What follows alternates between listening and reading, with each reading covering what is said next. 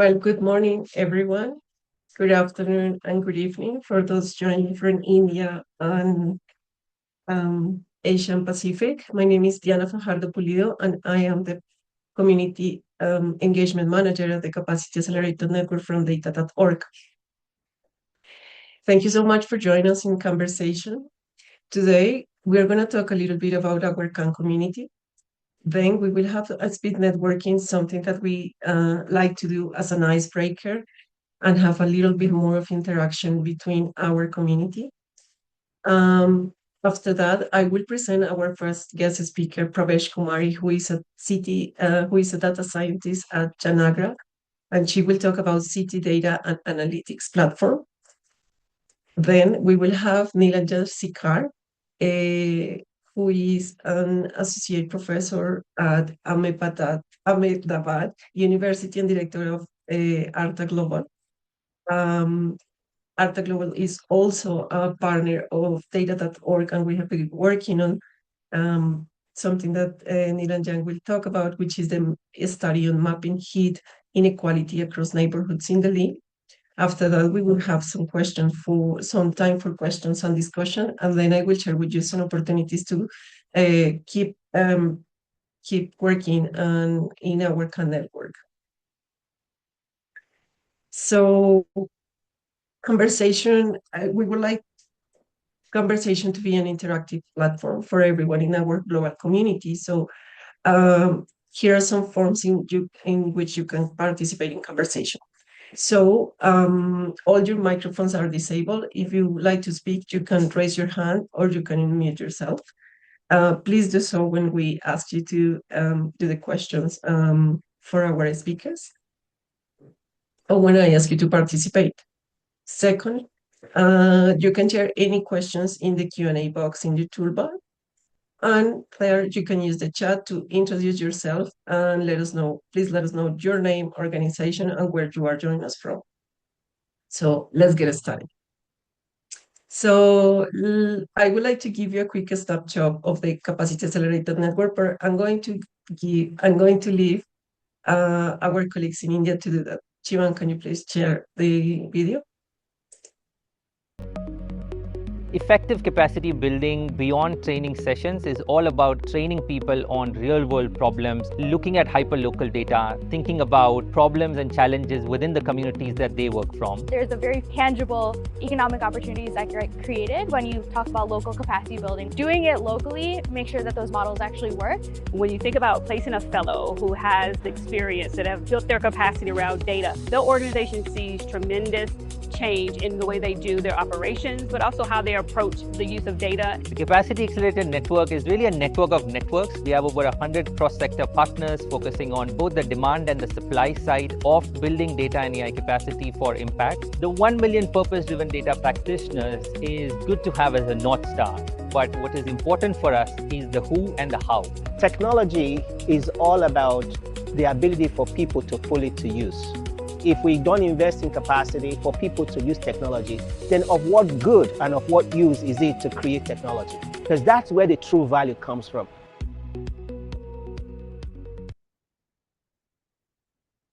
So in the Capacity Accelerator Network, we have 5 hubs around the world in USA, Latin America, Africa, India, and Asia. So we created CANversation as a community of the Capacity Accelerated Network to bring our global community together and to foster an inclusive and engaging space for knowledge exchange, collaboration across regions, showcasing impact, amplifying diverse voices, and strengthening the connection between partners, fellows, and learners. We have a great reach out, and our community is now more connected and interactive than any other time. So in our community, we are dedicated to providing a harassment-free, inclusive, and welcoming environment for all participants, regardless of gender identity or expression, age, sexual orientation, disability, physical appearance, body size, race, ethnicity, nationality, religion, socioeconomic status, or education level. We prioritize the safety and well-being of marginalized individuals and communities over the comfort of those in position of privilege. So maintaining the integrity and inclusiveness of our community is a shared responsibility. Now let's connect. We will go into the breakout rooms. You will see a small window asking you to join the breakout room. Please join, hit the button join. In the breakout rooms, we will stay for around 5 minutes, and then we will bring you back to the main room. This is because we want to, it's a time for introductions and connection between our community. And I invite you to discuss in the breakout room, what type of data do you think cities need most to respond to climate challenges, and why is it important? So let's go into the breakout rooms. I'll see you there. Well, welcome back, everyone. How was your breakout room? I got to meet a new partner, a new person working with one of our partners in JPA, so it was very nice.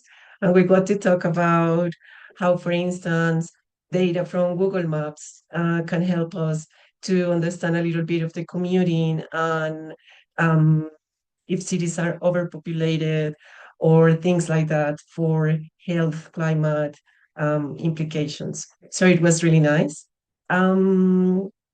If you want to share something that you learned in your breakout room, please do so in the chat. Now let's go back to our presentation.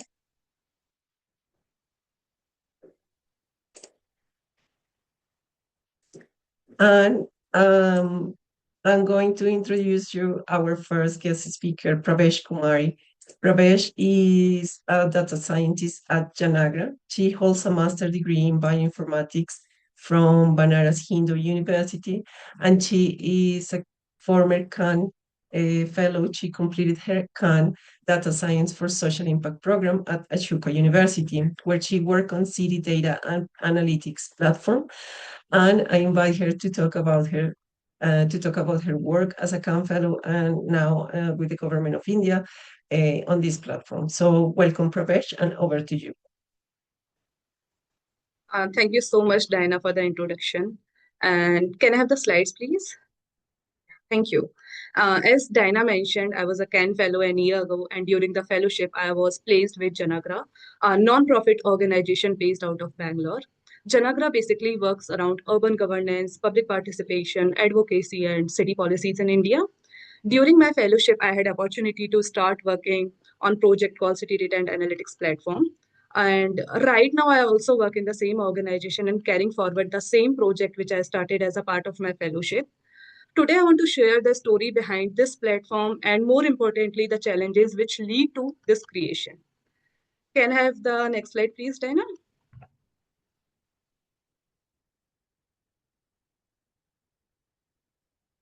Okay, before moving towards the platform itself, I would like to set a little introduction about why cities matter in India.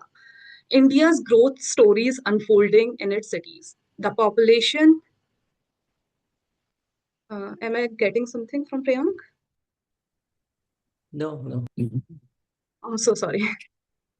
India's growth story is unfolding in its cities. The population is projected to reach 95 crore, which is 950 millions by 2050. And currently we have more than 4,500 local bodies in India, which are cities basically. So you can understand how crucial the cities are. Cities are where people move in search of jobs, education, and opportunities.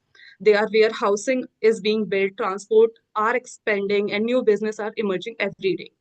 Today, Indian cities contribute more than 60% to its GDP, and 10% of it is just coming from 5 metro cities of India. So that's how they are very much critical. India is urbanizing very rapidly. Millions of people are moving to cities every year.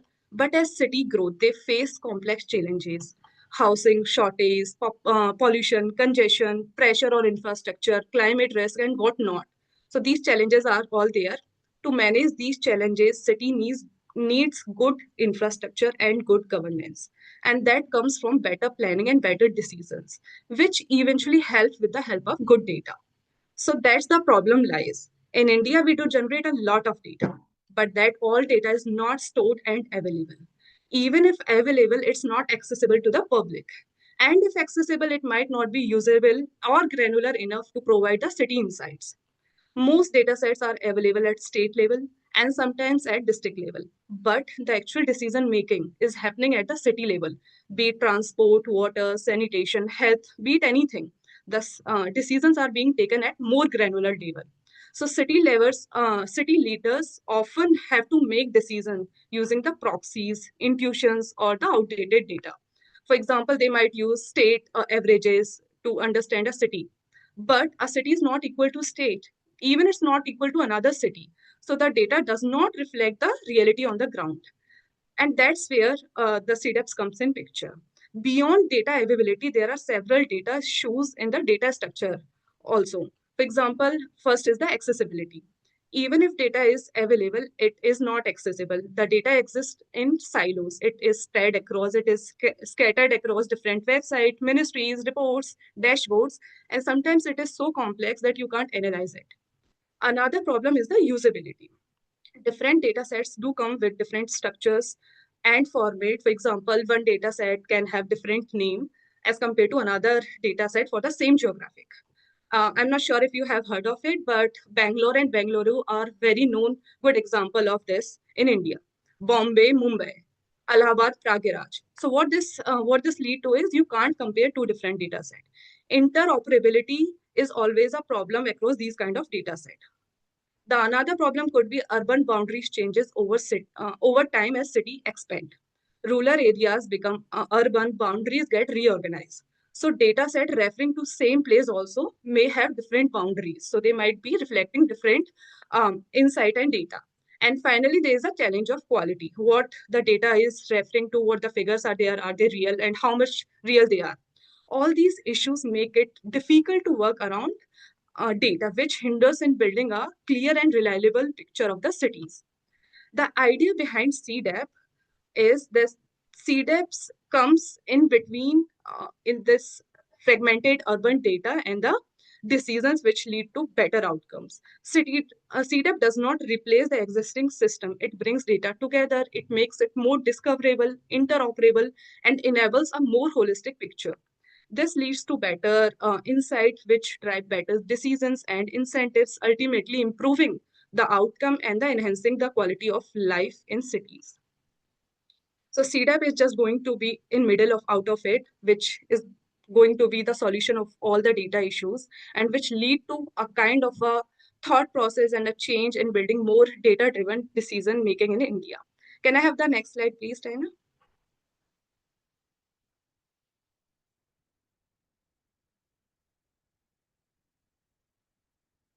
In this slide, I will explain more about the platform, its vision, and more details about how it leads to adoption by government. CDAP is an integrated platform for urban data in India. The goal is simple: to bring together publicly available government data sets related to cities and make them easy to access, analyze, and ready for decision making. This is simple basic goal of CDAP. The platform provides data from national, state, district to city levels and bring them together at one place. One important thing which we do on the platform is the standardization. Like I already told you that interoperability is the biggest problem across the different data sets in India. So in India, we do have something called LGD codes, which are unique data set identifiers, and we use them to allot to different geographies to provide a unique code to every geography. So even if a city names change or administrative boundaries evolve, the code remains the same. By using these codes, we can link data set together and make them interoperable.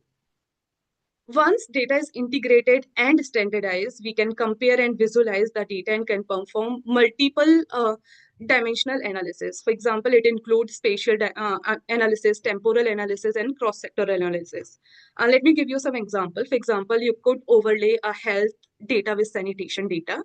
If a city is experiencing frequent malaria outbreaks, you may want to analyze and see whether the city have a lot of poor drainage or stagnant water around the households. Another example could be air pollution. One approach in India which we use to decrease the air pollution is sprinkling of the water on the roads to settle down the pollutants in the air. But it's not practical to sprinkle all the water across all the roads.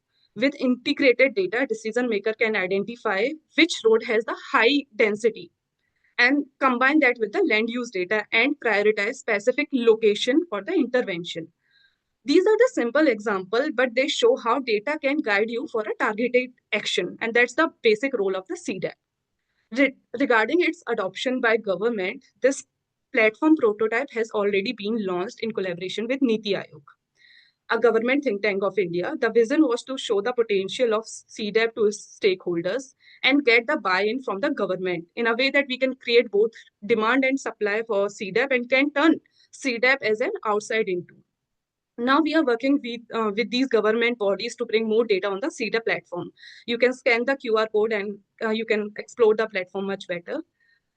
CDAP is designed to be useful for a wider range of users, but the primary users are the government stakeholders, policymakers, and city planners. It can be also used by researchers, academics, civil society, and private users, development partners.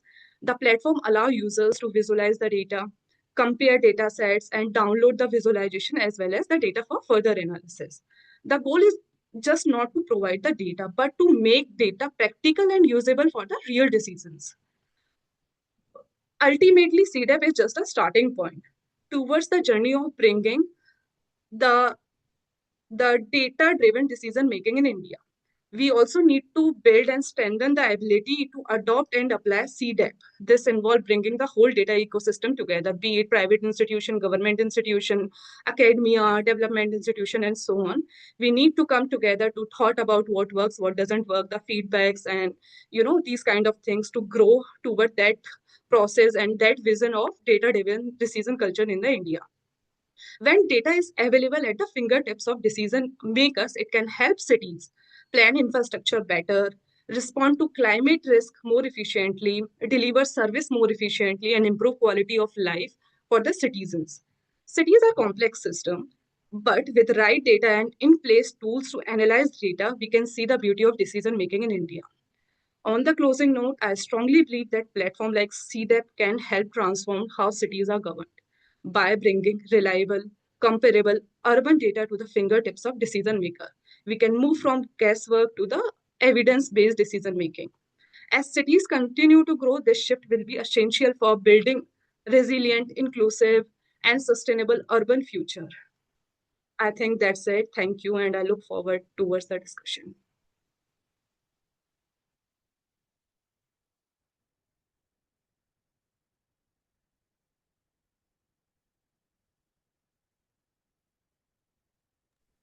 Dana, you're on mute.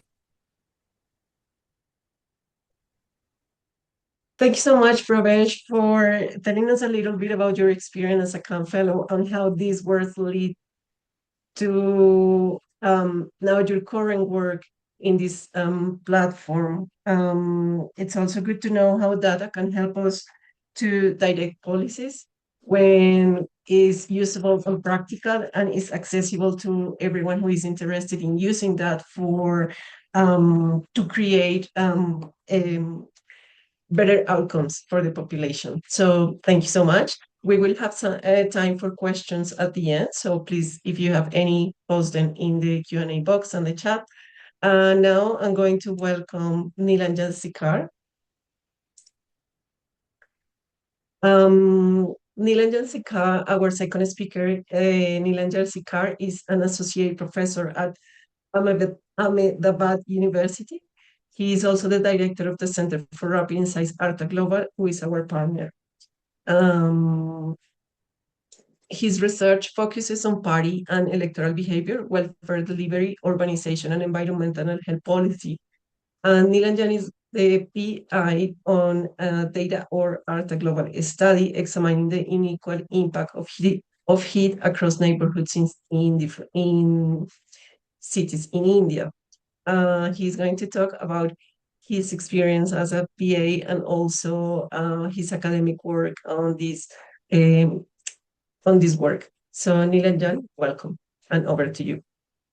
Thank you for having me. I think what I'm going to do is try. I'm hoping to not speak for too long. I know I have up to 10 minutes, but hopefully I can get it done actually even a little bit faster because I want to hear what others have to say.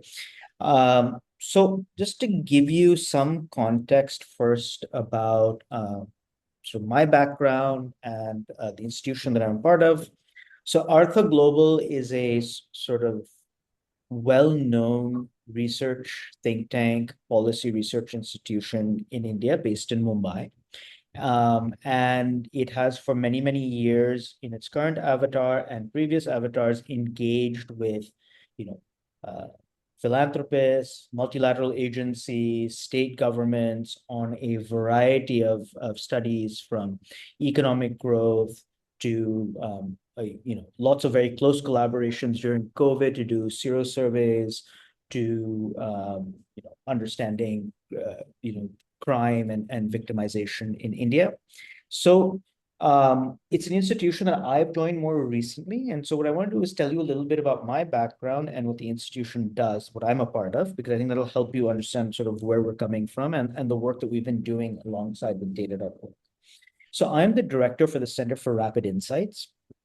And the initial imagination for the Center for Rapid Insights, sorry, are you able to hear me?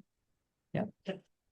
Yes. The initial imagination for the Center for Rapid Insights was to collect data as quickly as possible, be able to make representative claims, and give that information back to policymakers. Now, it turns out that in the process of doing that, there's a lot of technical innovation that is required. I won't talk too much about the technical stuff, but I can tell you that the broad idea here is that we have to be able to combine administrative data with what we call alt data, right? So publicly available data like satellite data, nightlight data, so on and so forth. And our own sort of research design to very quickly sample populations over a large space to be able to make these representative claims. And so the problem that we were facing or we were trying to answer in the study that I'm about to present to you is how do we understand what the impact on the citizen is for India's extraordinary period heat spells, right? I'm not going to spend too much time talking about India's heat. I'll talk a little bit about productivity for the very simple reason that I think most of you know that India it can get very, very hot for very, very long periods of time, and that is likely to have health impacts and productivity impacts, right? Now, the problem that we were trying to understand is that you have all of this government data machinery, you have satellite data, you have air temperature, you have humidity, you have built environment area. What you don't have is data on the citizen. Right? You don't actually have data on how much the heat impacts an individual citizen, how individual characteristics of that citizen affects how they experience heat, not just the air temperature outside, how often do they get ill, how do they cope with the heat, what are the impacts on their working lives, what are their impacts on their personal lives, right? So that was the larger question that we had, and we teamed with data.org to try to understand the parameters of this question in Delhi. Okay, next slide, please. Okay, so before I get into the study, I'd like to start with something that we had done a year earlier in May 2024. Those of you that know climate patterns in India know that it starts getting hot in March. I am currently in the city of Ahmedabad, one of the hottest cities in India. It has already reached 42, 43 degrees. And it will, in some parts of the city, get into the high 40s and may once or twice even touch 50, right? So it gives you a sense of the kind of heat, and these periods of heat are prolonged, right? They go on not just for a day or two, but they can go on for weeks on end or even months on end, right? So if we think about a cool, comfortable temperature being somewhere in the 20s, we're talking about a situation where for weeks on end, you won't get a temperature reading air temperature that is less than 29 or 30. When you combine that with built environment, pollution, informal settlements, bad materials for building, low green cover, you have a situation where many, many Indians are experiencing regular heat well above 40 degrees for long periods of time. Now, what we did in May 2024 during one of the major heat spells, I said we need to be able to collect data quickly, is that we did very quickly a phone survey across nearly 28,000 citizens, and we used a set of statistical techniques to be able to make representative claims. What we found was that just in that 1 month, nearly half of all Indians that we spoke to reported having at least one family member falling ill due to the heat across the country, right? And that got us thinking a little bit more about what were the economic impacts of this heat? How were people sort of able to cool under this sort of extreme heat? And where is heat the most uncomfortable? So you see that we sort of asked people, how do you deal with heat? Do you turn on AC? Do you turn on a fan? Do you not require it? Or you just simply sit in the home when it's uncomfortable. And you see that more than a third of the population during this heat period is actually sitting at home in uncomfortable heat. They have no way of coping with it. And so the initial entry point into the study that I'm going to discuss with you was simply to understand who is this happening to and what are the larger impacts on this population. I'm not going to speak on the, we've sort of given a more general characterization of all of the ways in which people have to deal with heat and what makes things hotter. What I'm going to tell you is just one simple fact, that most Indian cities, even on the same day, have a variation in up to 7 to 8 degrees in how hot it is, how hot it is on the ground, right? So if you're in a slum with cheap concrete materials, no green cover, very dusty, you are going to be in a much hotter place than a place that is more open, next to a river with green cover, right? And so we know that the urban form, concrete density traps heat. And we know that there's a set of human activities of dust, traffic, other energy usage that pushes temperatures even higher. Next slide, please. Okay, so very quickly, actually the work that we did with data.org, but I only want to spend 2 or 3 minutes on because I think it's actually a fairly straightforward thing to do. So what we did was we very quickly have a strategy to sample across the space. And what we wanted to do was to talk to citizens. So we want to know who you are. We want to conduct individualized surveys. We want to know what access to cooling they have, what their household routines are when they turn on the air conditioners, what their levels of well-being are, and to what extent does it hurt their productivity? To what extent do people get ill? So that's individual level data that we deployed very quickly. Over a period of 2 weeks, we sampled nearly 2,500 households across the entire city of Delhi. We then overlaid that, and that was an important part of our strategy, with built environment area. So how dense settlement is, how much green cover you have. And to do this, we sort of looked at the building material density, formal, informal, to get a sense of what the heat environment was simply from the built. And finally, with heat, of course, you need temperature data. So we collected data on land temperature, air temperature, and humidity, and built an overall heat index. Now, on the bottom left, it may not be entirely clear, but that variation I told you about 7, 8, 10 degrees, you can see if you can see the sliding scale, it's very small here. It goes from 36 to 49. So just in this map, we're talking about 12 to 13 degrees Celsius sort of variation in how much heat people are experiencing, just to give you a sense of what's happening on the ground, right? Now, as you might imagine, when you have that kind of variation, you are talking about very serious urban heat island effects, right? So if you happen to live in a place that is very concrete, that has no green cover, the temperature is going to go way up. The good news is that when we overlaid individual data with built environment data and heat data, what we found was that moving from the 10th to the 90th percentile of green cover more than cancels out all the heat effects of green cover. So one of the easiest things one could do as a heat action plan is to be genuinely serious about greening a city. We did also find that if people are experiencing significantly more heat, 3 degrees Celsius more, and I said that sounds like a lot, but if you look at the variation, that's not, there's a lot more variation in the data. But just experiencing 3 degrees Celsius more means that you were more than 30% more likely to get ill from the heat, and you lost more than 50% of the time you had more work loss, right? So extreme effects on productivity and health.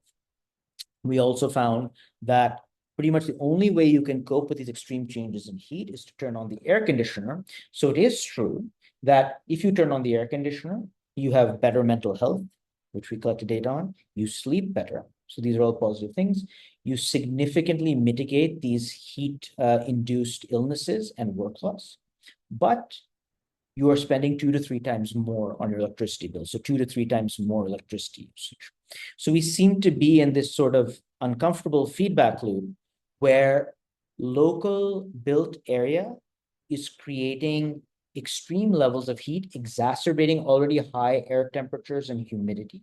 And the only way to cope with it is air conditioning, which might make you feel cool, but obviously doesn't make anyone, but obviously has environmental impacts of its own, but also engenders extreme differences in social differences in terms of social vulnerability.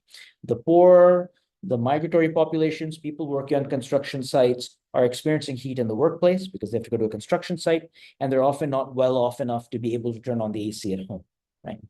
And so the larger sort of policy implications of this, and I'll just let you go for 30 seconds, is that at the moment, there's broad understanding that built environment and greening matters for the heat that people experience.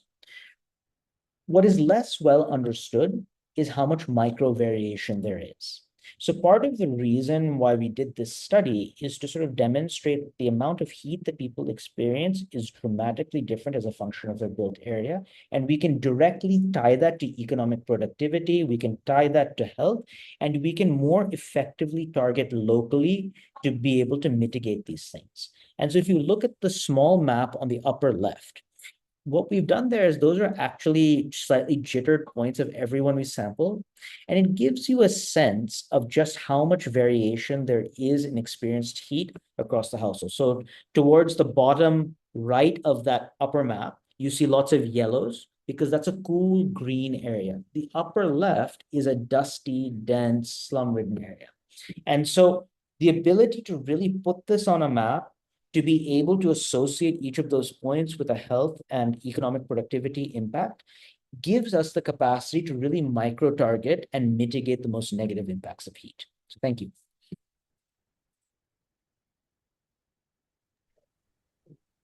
Thank you so much, Neelanjan, for sharing with us all your expertise. It's very interesting to know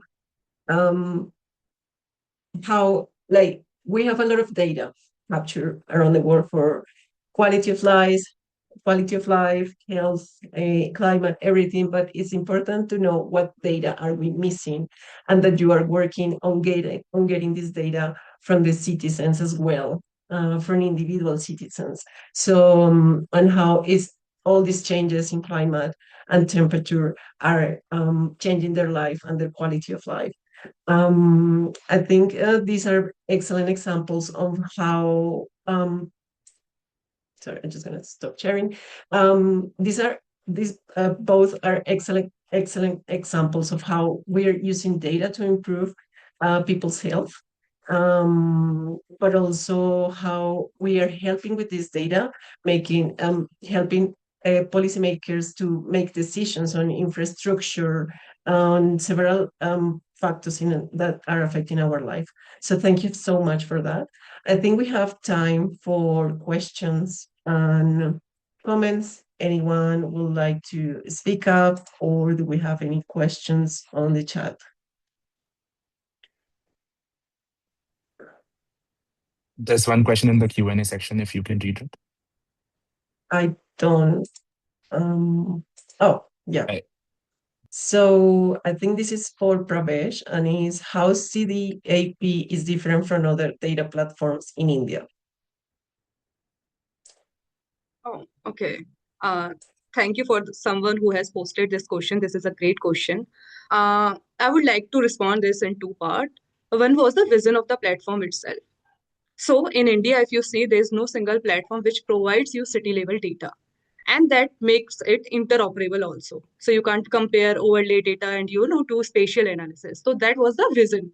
Second is the platform structure and navigation itself. So we have two different kind of navigation on the platform. One is the geographic based navigation and another is the theme based navigation. So if you are someone who doesn't know much about data, you can just explore the platform based on in whatever city you are interested in and whatever theme you are interested in. And additional things which we have on the platform is that you can save your work also. So there's a workspace feature. Whenever you want to save your work, whatever indicator you are exploring, then you can just come back again and continue your work further. There's a ease of downloading, visualizing the data, which makes it much better. And this is not what I'm saying only. By launching the platform, we have received this feedback that the ease of using the platform is biggest highlight of the platform. So I think that's something which makes it unique. Thank you. I hope I respond to the question. Thanks, Pravesh. We have another question from Arman. So Arman, you can unmute yourself. Yeah. Thanks, China, and thanks, Neelanjan sir, for explaining the methodology and the study that you undertook at Delhi. I think because we are also at Samyak, we are trying to do similar work on heat health in smaller cities and medium-sized cities. But I think the question is relevant here. That how did you look at the administrative data sets, right, when you were analyzing the one, the heat health related impacts, and two, that which areas in the cities are more vulnerable compared to other areas, right? Because definitely you utilize primary data collection processes, remote sense data, right? But did you find any value, or yes and no, in the administrative data sets, if they can help us, let's say, when we are working in a setting when we don't have the resources to do the primary data collection processes? So the one or two pieces of information that I think are the most useful with administrative data is that you get a lot of information about particular locations, right? So in the case of Delhi, we do actually know which colony you're in and how that colony is characterized, right? Is it authorized, unauthorized, slum, et cetera, et cetera. So even beyond what you're able to pick up with satellite data, we have other identifiers. You can also have circle rates, so you know how much the property value is. You have other pieces of information that have been collected over the years in terms of public goods delivery in colonies. So that's one set of information. The other information, I can just make a plug. It's very clear when you saw my background. I'm somebody who has been involved I'm a political scientist. I've been involved in the social sector for a while. I think there is a lot of information that is encoded in voters' lists, electoral rolls. If you look at the first page, not only does it tell you every neighborhood that's covered in a polling booth area, it tells you the police station, block, whatever, all the, PIN code, zip code, right? All this kind of information. But it's also giving you pieces of colonies, neighborhoods. It's also giving you the demographic profile as a function of names, right? So these are all pieces of information that you're able to use to A, characterize the likely level of vulnerability in the population, but B, and most importantly for the kind of work that we do, stratify the population so that you can go and collect data.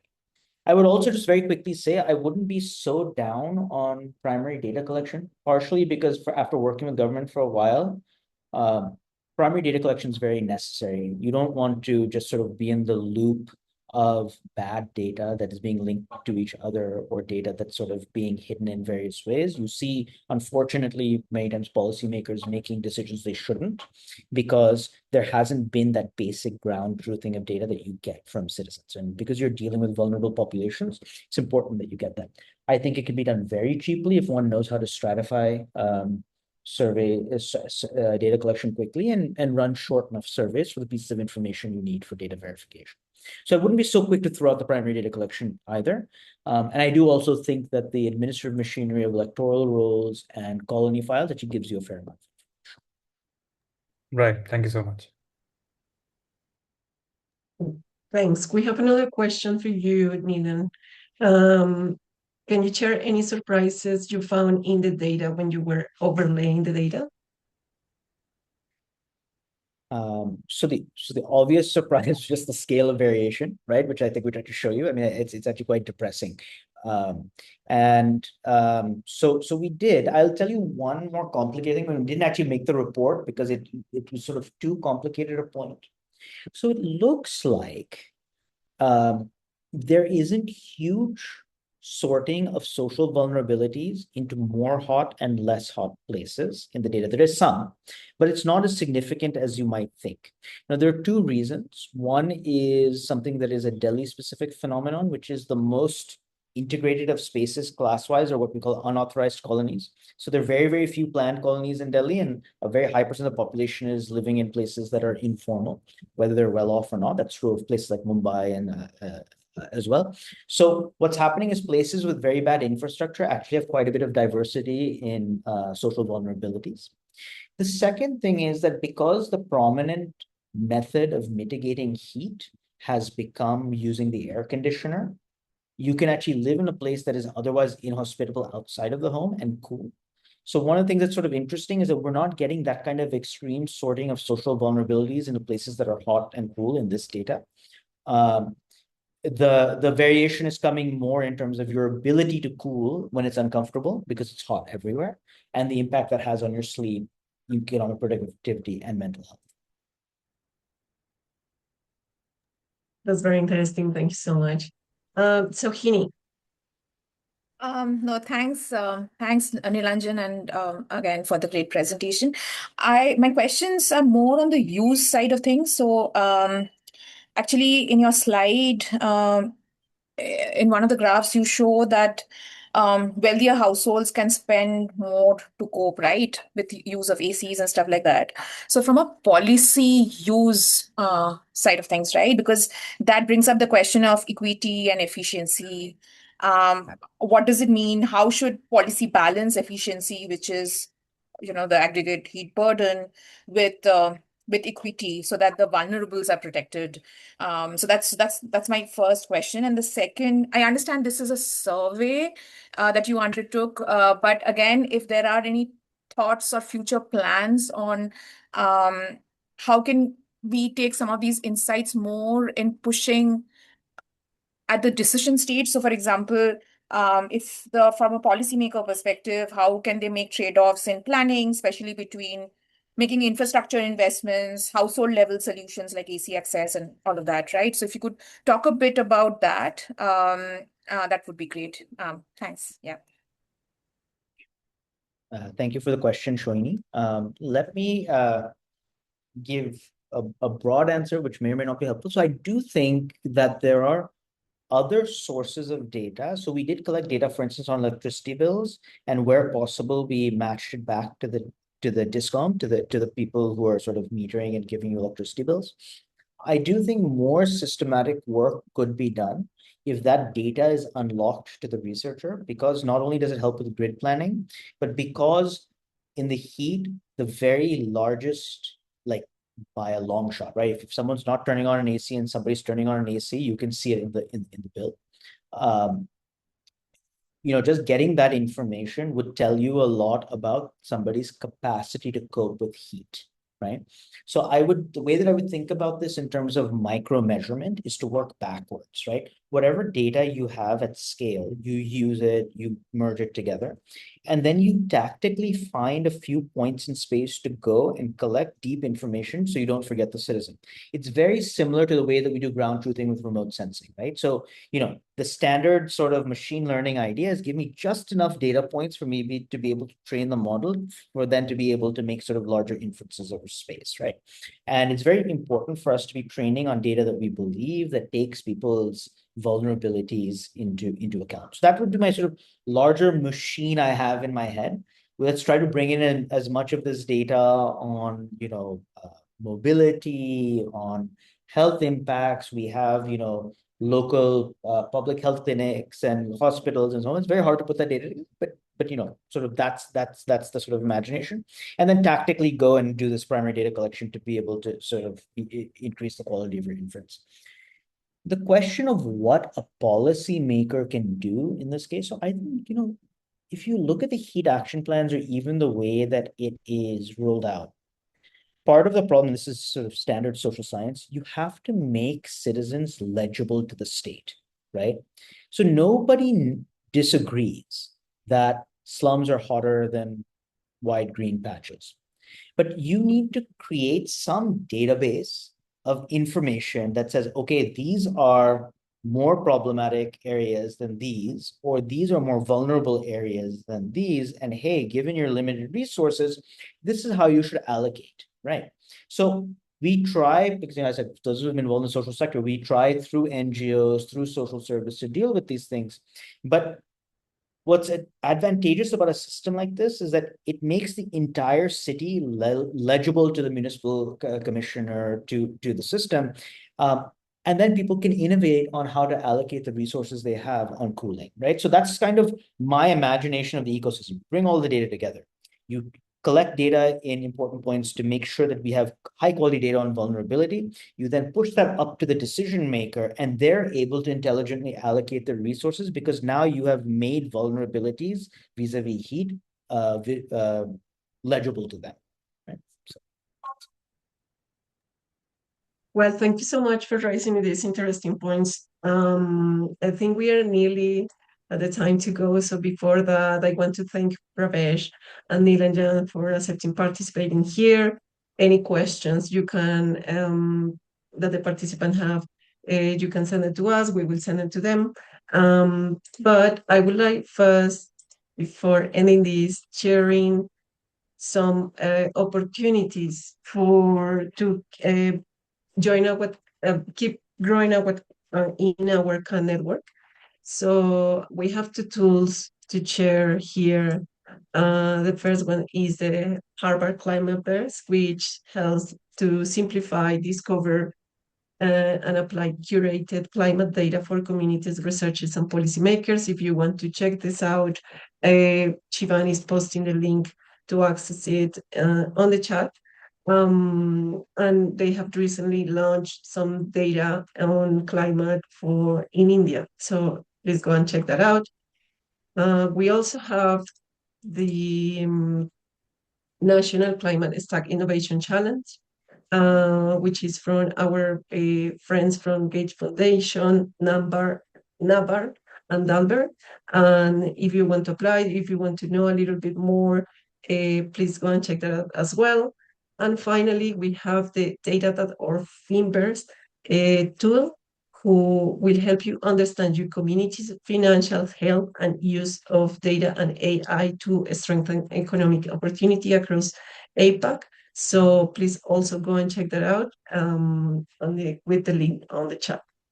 I would like to thank everyone who joined us today. Thank you for being here. We also have more than 100 incredible partners around the world who are shaping the CAN ecosystem. So thank you so much, everyone, for being part of this. And if you would like to be featured here, reach out to us at info@data.org and join our next conversation in June. Thank you so much, everyone, for coming, for waking up, for staying late, for joining this conversation. And I'll see you next time. Thank you. Thank you. Bye. Thank you, Diana. Thank you, everyone. Bye. Thank you, everyone. Thanks, Bye. everyone.